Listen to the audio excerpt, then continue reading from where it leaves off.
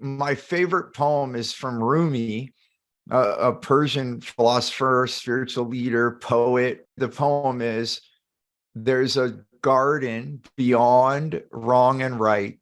I'll meet you there."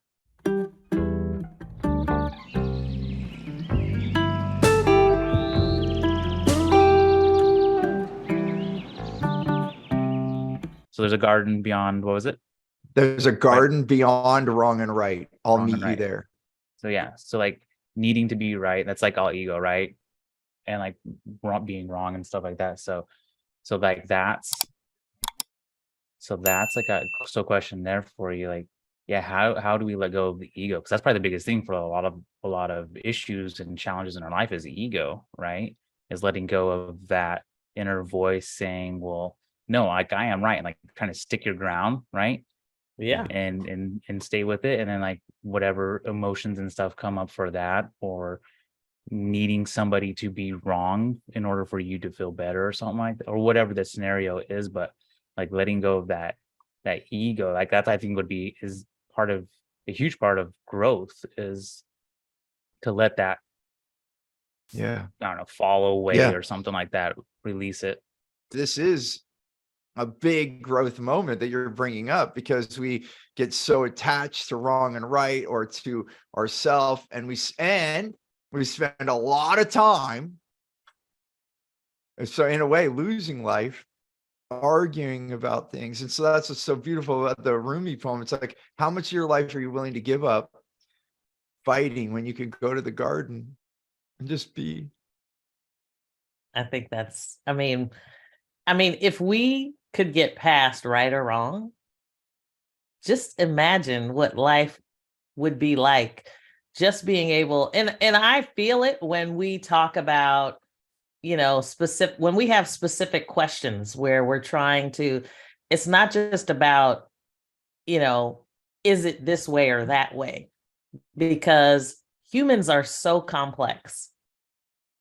A lot of times it's hard to make a decision in some cases because of all the effects and ripples that are either already in place or that it will trigger. And so sometimes it becomes really difficult to say, like, what is the right thing to do? Right and wrong, there's not always black and white. There's gray and brown and all sorts of other colors, and I think sometimes we get so caught up. That's why that poem is so interesting, because it's very few words, and yet it has so many layers to it in terms of, whether it's ego or thought or content or emotion, it's just, let's go to, that garden of just being able to communicate and help each other and understand each other and acknowledge each other. We do want to belong. There's a really good comic. It's just like a one frame comic, and it's two people standing facing each other, and on the floor in front of them is a 6 or a 9, depending on which person you're seeing, and which one's right. Like one's saying it's a 6, one's saying it's a 9. One's like, coming from their perspectives, they're both right. And so how do you say who's right or wrong in like that kind of a thing? It's coming, it's like letting go of that. Yeah, it's like the perspective of it, because really each one of our realities, our perspectives is correct for us, right? We could look at the same exact painting, like for whatever reason, Mona Lisa came to mind.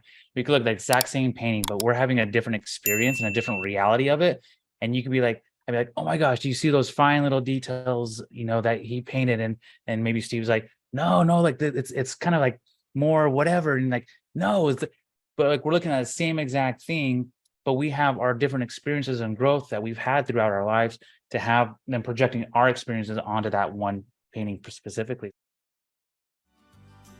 Thanks for listening to the More Business, More Life podcast. I hope you got value. And if you did, we have so many more things for you at stevenapolitan.com. You'll be able to connect with us on social media. We are active.